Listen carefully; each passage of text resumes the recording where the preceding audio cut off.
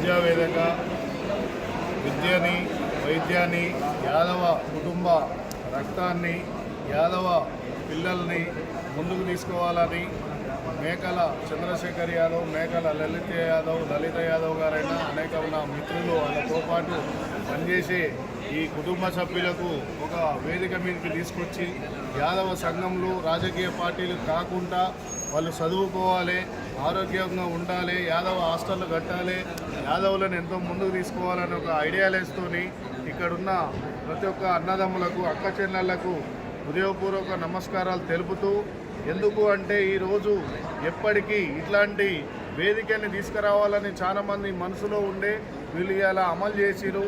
దీని వెన్నంటే ఉండి దీనికి మాతో పాటుగా అంబర్పేట కాకుండా యావత్ తెలంగాణ యావత్ భారతదేశం నుంచి కూడా 9 రాష్ట్రాల ముఖ్య అతిథులు రావడం జరిగింది.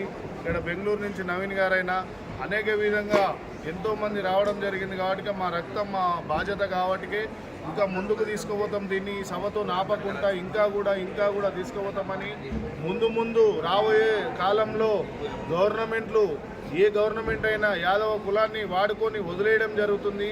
యాదవ కులాన్ని ఒక వాడుకున్న తర్వాత ఒక టిష్యూ పేపర్ లెక్క వాడకుండా అరే ఈ యాదవులతో ఏదో అవుతుందనే తీరుగా తీసుకొచ్చి ఈ యొక్క కమ్యూనిటీని ముందుకు ఎట్లా తీసుకోవాలని చెప్పేసి దాని మీద కూడా ఆలోచనలు ఉన్నాయి.